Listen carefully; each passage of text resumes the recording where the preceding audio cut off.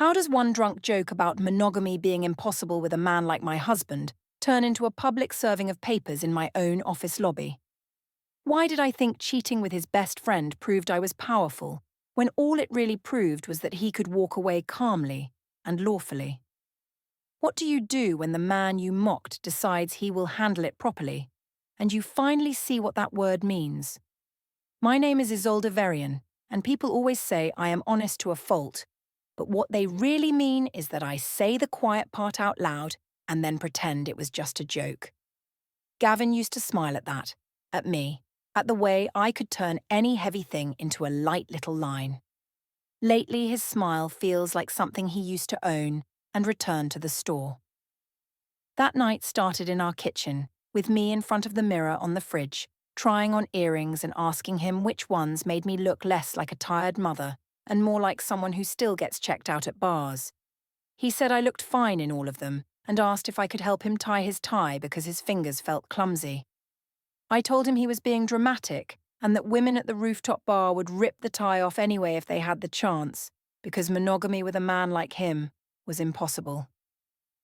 He paused, like the words actually went into him, and asked what I meant by that. I laughed and said that when a man looks like him and works hard like him, it is stupid to pretend other women do not want a piece. My sister Mira, who was sitting at the counter scrolling her phone, snorted and said I was just being real. Gavin did not answer. He just went back to pouring juice into Eliza's cup with that careful, quiet way he has. While I checked my lipstick, I saw his phone on the counter light up with a little calendar card.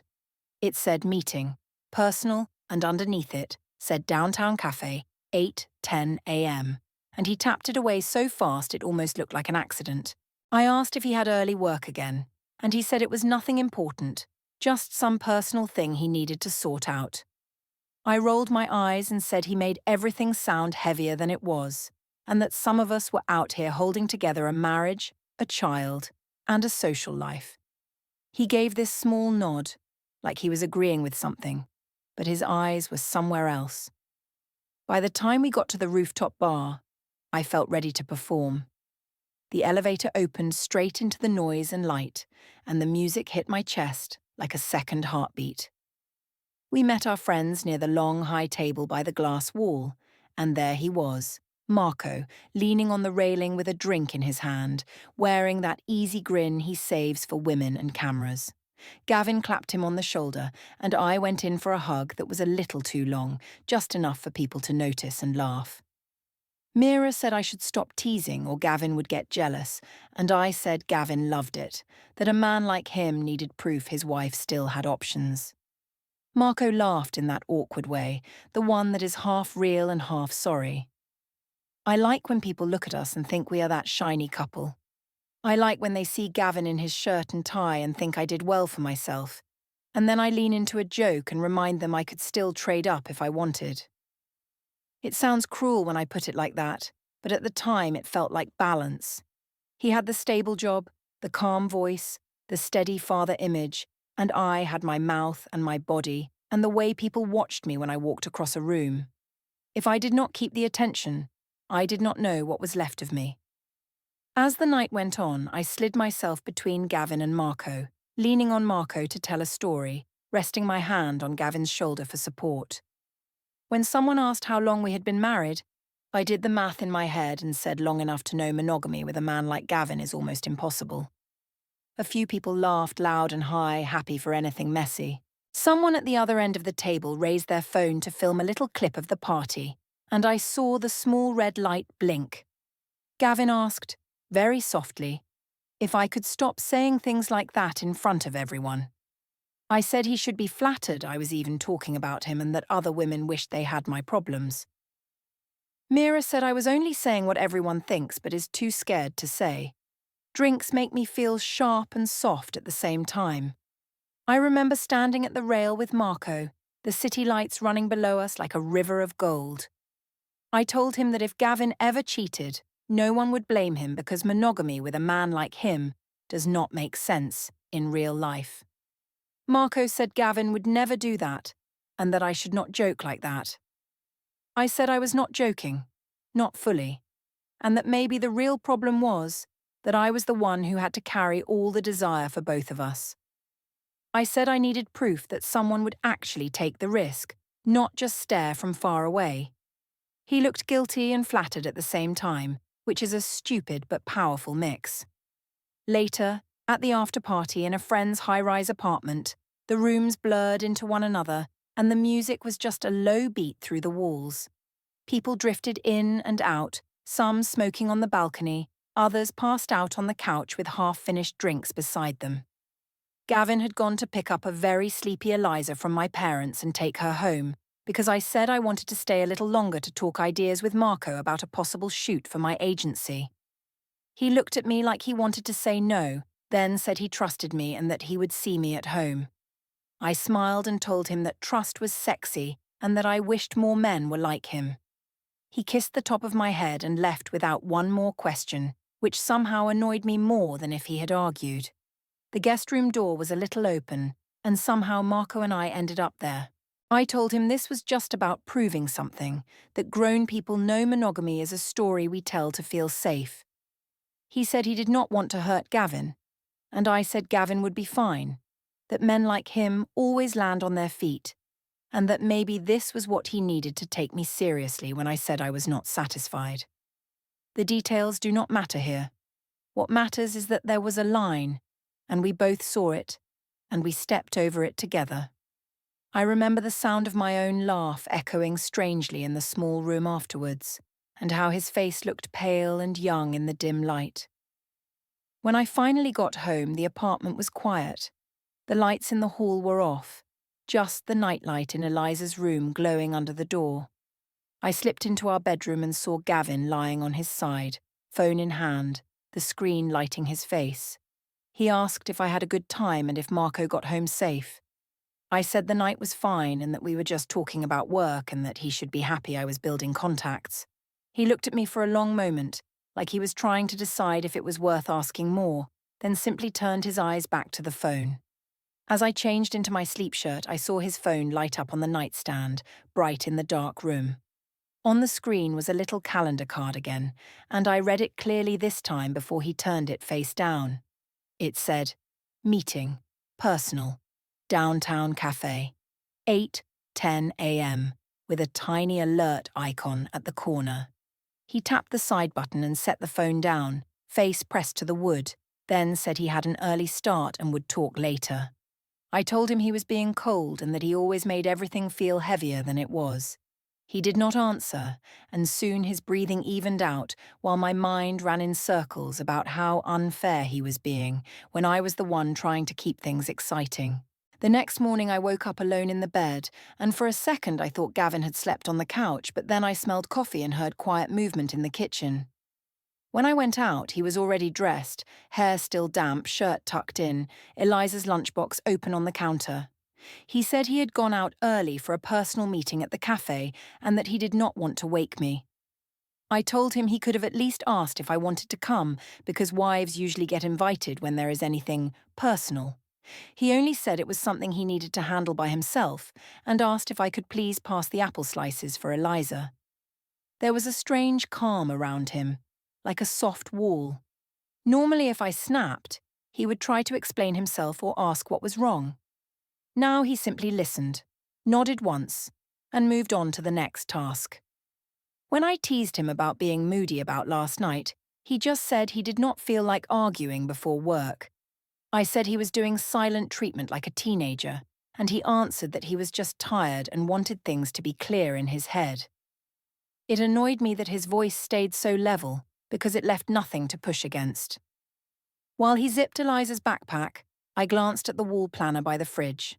There was a new red circle around a date later in the month, and next to it he had written, Riverside 9:40 a.m.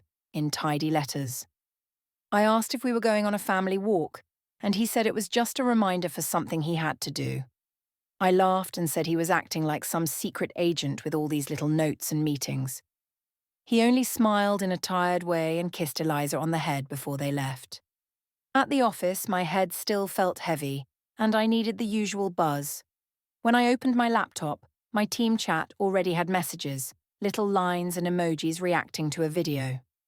Nara leaned over and said people had shared a clip from the bar where I talked about monogamy with Gavin, and that I was wild for saying things like that on camera. I said everyone there knew I was joking and that my husband was not some fragile child who could not handle a little truth. She asked if he was okay with it, because his face in the clip looked pretty serious. I told her he just liked to play wounded, that he always wanted to be the sad hero. A few minutes later, my manager sent me a message asking if we could have a quick word in the little glass meeting room. The room made me feel exposed because you could see everyone walking by, even if they could not hear. She said there had been talk about my behavior at events, about mixing personal jokes and work people, and about how Marco and I were very close in front of clients. She asked if everything was stable at home or if something was going on. I told her Gavin was jealous and dramatic, and sometimes that leaked into how people saw us, but that the problem was him, not my behavior. I said I needed space to be myself, and that a strong marriage should survive a little playful chaos. She nodded but looked unconvinced and asked me to keep things more professional going forward. By late afternoon, the gossip had cooled on the outside, but I could feel it under the surface like heat under a lid. I decided to go to the gym with Mira after work so I could tell the story my way. In the locker room, I told her everyone at the office was acting like I had done something serious just because I made one joke and hugged Marco a bit. I said Gavin had gone all calm and distant after a personal meeting, and now my boss was looking at me like I was the problem. Mira asked if I thought Gavin knew more than he said. I told her that even if he did, he should talk to me like an adult, instead of running around making notes and acting like a saint. When I got home, the apartment felt too tidy. Gavin had already fed Eliza and cleaned the kitchen, and there were no crumbs or toys lying around. He was sitting at the small table with his laptop open, a spreadsheet on the screen with neat rows of letters and numbers. I asked what he was doing, and he said he was putting some things in order and keeping track of dates. I laughed and said he sounded like an auditor of our lives. He replied that sometimes you have to write things down so you do not forget how they really happened. His voice was still calm, but it had weight now, and it bothered me more than when he used to get upset. I told him he was overreacting about one stupid night and that other wives would be happy to have a husband who people see as that attractive. He said he was not angry, just paying attention. I said he was being cold, and he answered that he did not have the energy to chase me into understanding anymore. Then he closed the spreadsheet, shut the laptop, and said he was going to bed early. I stayed up, scrolling my phone on the couch, watching my own face in the rooftop clip as I talked about how monogamy with a man like Gavin was impossible. People had added little reactions, laughing faces and wide eyes. I kept telling myself that this was proof I was bold and real, not cruel. In the hallway, I heard our bedroom door close softly, not slammed, just firm. Later, when I finally went in, he was already asleep, or at least pretending to be, breathing slowly and even, lying on his side with his back to me. A week later, on the day of Gavin's birthday, the sky was bright and sharp, and he suggested we take Eliza to the park before dinner with everyone. I agreed because it sounded like something a healthy family would do, and I liked the image of us walking together, even if the feeling inside did not match. At the playground, Eliza ran from swing to slide, laughing so loud that other parents turned to smile. Gavin pushed her gently, counting each swing in that patient voice that always made me feel like I was the messy one. While I sat on the bench scrolling my phone, I saw his screen light up in his pocket. He took it out and glanced at it, and I saw the word private instead of a name. He stepped away from the swing set, turning his back slightly, and answered in a low, careful tone. I could not hear the whole thing, only short pieces like, yes, those dates, and I have the information already, which he said without any anger. When he came back, I asked who it was, and he said it was just something he was following up on and that it was not urgent right now. I said he was acting secretive, and he told me calmly that everyone was allowed 1 or 2 things that were just for themselves.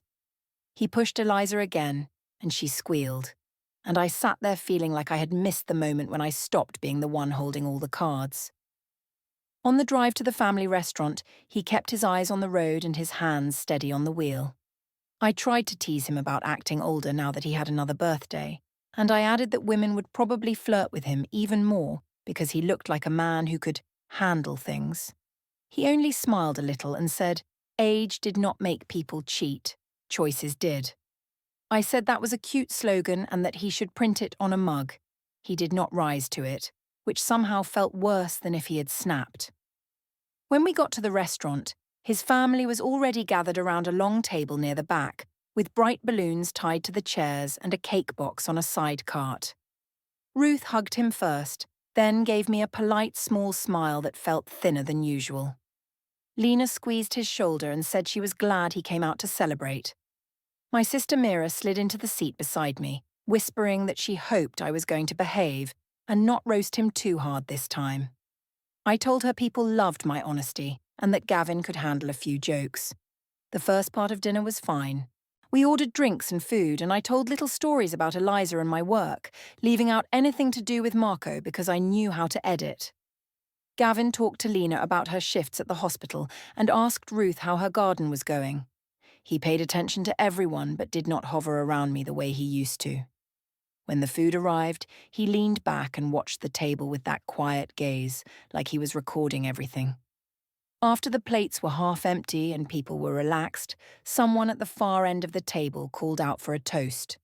A cousin lifted his phone to film, saying he wanted a birthday message for the family chat. The whole table started to chant lightly for a speech, and all eyes swung to me because I was the one who always entertained. I felt the old performance thrill rise in my chest. I stood with my glass, feeling the phone camera pointed straight at my face. I said that being married to Gavin was like living with a walking temptation sign because monogamy with a man like him was statistically impossible. There were a few weak laughs, but not the big wave I expected. I added that I was not stupid, that I knew women looked at him all the time, and that if he ever slipped, at least I would understand it, because it is hard to say no when everyone wants you. I could see the cousin's phone still recording, held high over the plates. Gavin's jaw tightened, but he said nothing.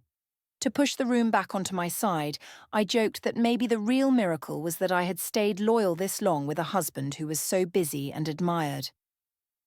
I let my eyes slide in the direction of Marco, even though he was not there, the hint clear to anyone who knew our group. Mira shifted in her seat, and I heard her quiet intake of breath. Ruth put her fork down and asked me, in a very soft tone, if I thought it was kind to talk that way on her son's birthday. I laughed too loud and said we were all adults and that we knew monogamy was a nice story but not always realistic. The table went quiet in a way that made the sound of the air conditioner suddenly very clear. Lena stared at me with open anger, and one of Gavin's cousins looked down at his plate. Gavin finally said, still in that soft voice, that he did not find it funny when his marriage was used as a joke. I told him he was proving my point by acting like a martyr, and that if he had more confidence, he would see this as praise. Ruth asked if we could please just enjoy the rest of the evening without more comments like that. When the bill came, Gavin did something he had never done before. He took it from the server, asked for it to be split clearly, and paid his part with his own card, separate from the rest.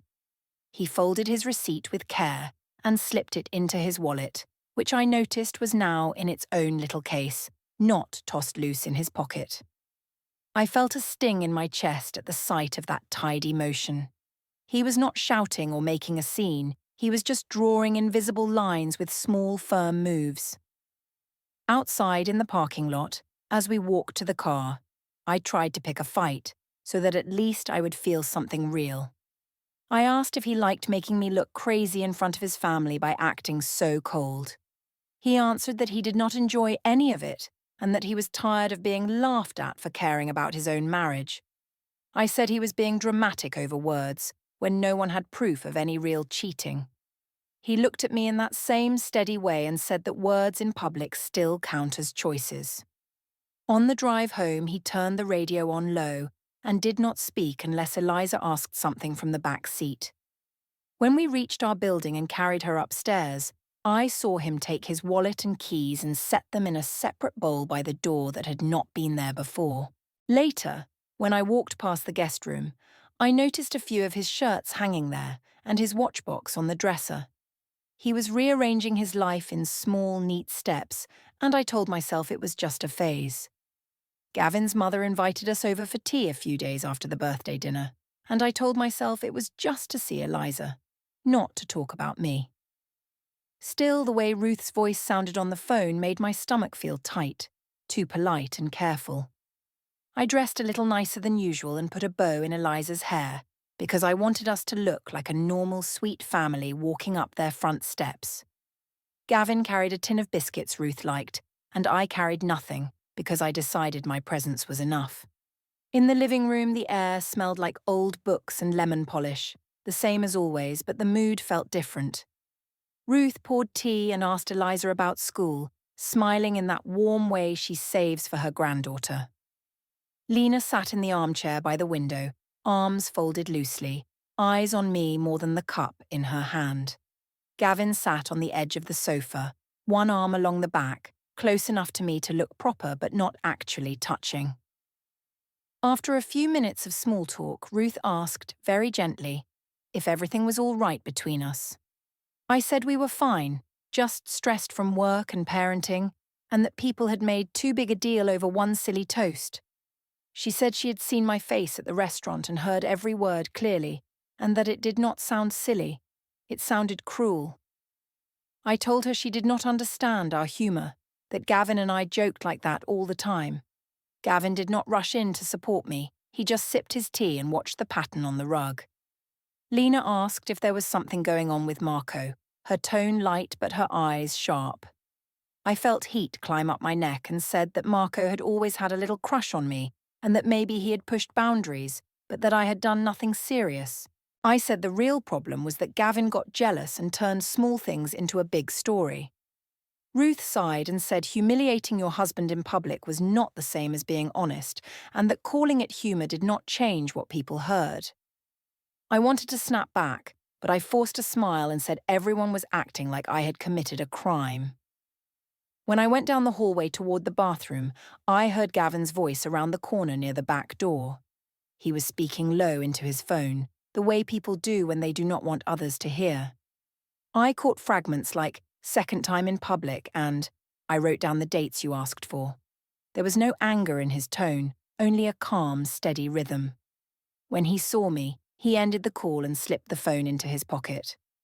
I asked who he was talking to, and he said it was just a follow-up about something he had been working on.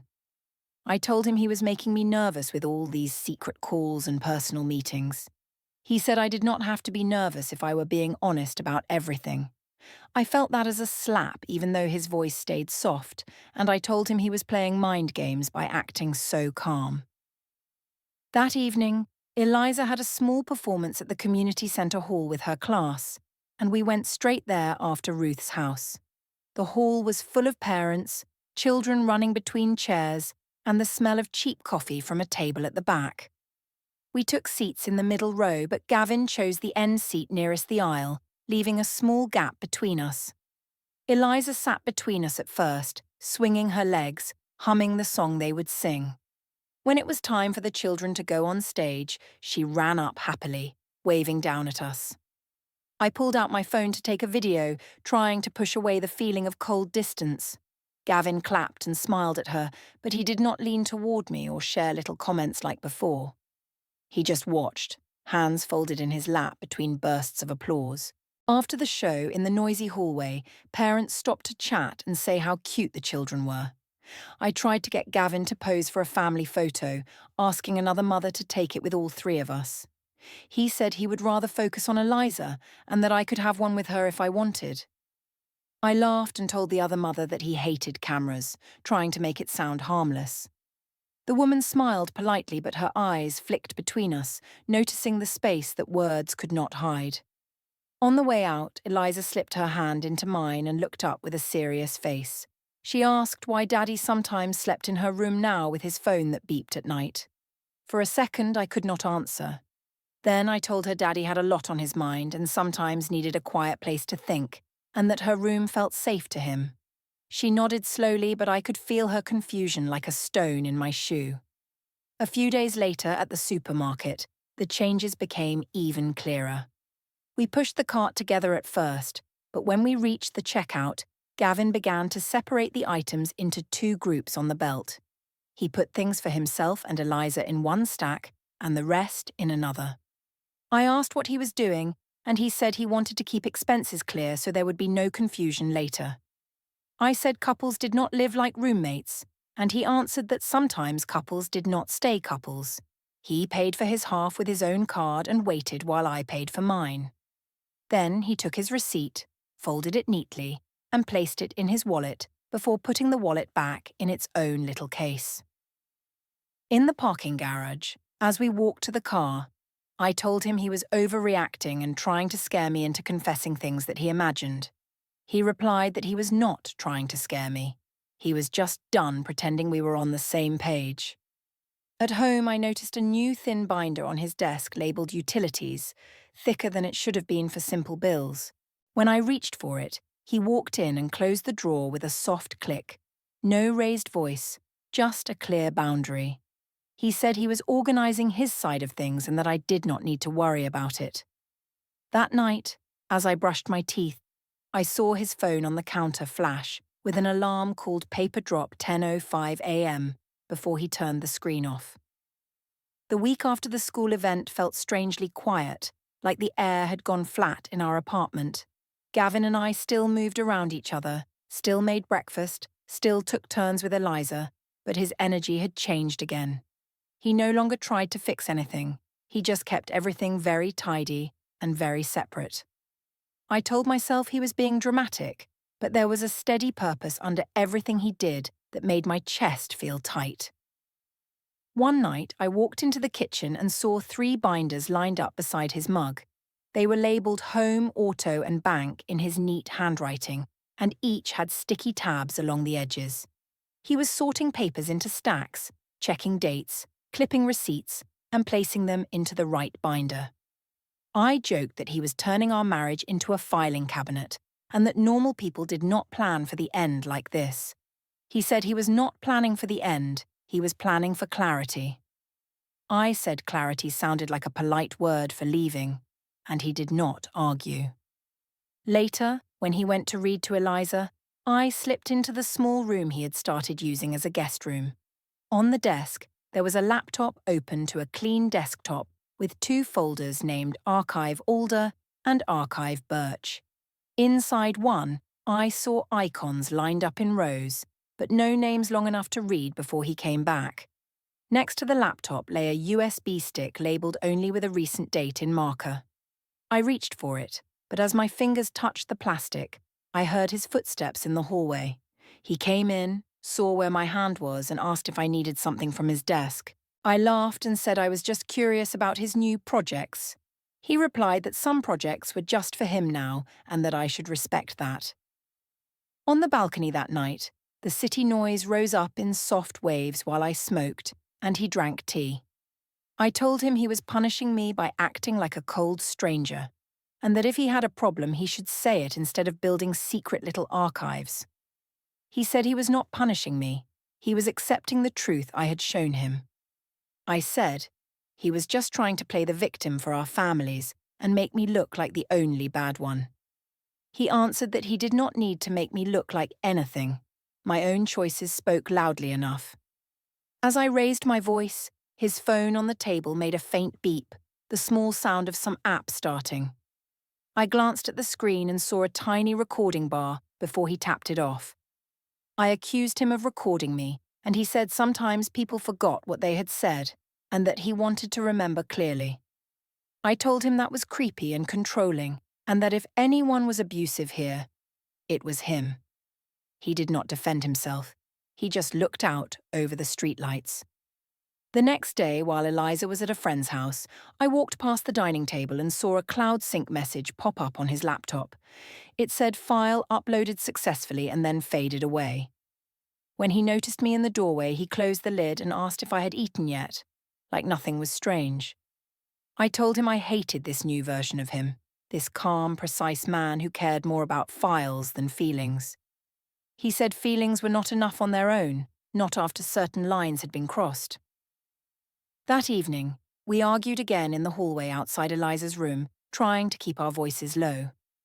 I said he was acting like our marriage was already over and that he must be planning to run to Haley or some other woman as soon as he got free. He said he would not discuss other people with me and that the order of what happened when actually mattered. I told him he was just as bad as I was, maybe worse because at least I was honest about wanting something more. He shook his head and said I kept calling it honesty when it was just destruction. Finally, in the kitchen, standing by the counter with his keys in one hand and his phone in the other, he looked at me in a way that felt final. He said he was done trying to fix us with conversations that went nowhere. He said he would not yell, he would not throw things, and he would not break any laws. Then he said in a calm, steady voice that he would handle everything properly from now on. I laughed and asked if that meant another therapist or some fake trial separation. He did not answer my joke, he just nodded once, set his mug in the sink, and walked toward the guest room. I walked into the office tower lobby late, heels clicking on the marble, head full of all the sharp things I wanted to say to Gavin that night. I wanted to tell him he was overreacting, that he was just as bad as me now that he had Haley waiting in the wings. I wanted to believe he was still chasing me, even if he did it with files instead of flowers. Near the elevators, I saw him. He stood by a pillar in a clean shirt, holding only his phone and keys. No wild eyes, no shaking hands, just calm. He texted something, then looked up and met my gaze without flinching. Before I could open my mouth, a stranger stepped between us. The man asked if I was Isolde Varian Lee, and when I said yes, he placed a thick envelope in my hands. He said it was a petition to dissolve the marriage, with temporary financial orders and a proposed custody schedule for Eliza. My fingers shook as I read phrases about irreconcilable differences, documented infidelity with Marco, and set days when Eliza would be with him, not me. There was even a line fixing the date our marriage truly ended long before Haley appeared. I looked up ready to scream, but Gavin only thanked the man, told me he would email about Eliza's schedule, and walked out through the glass doors into the bright street.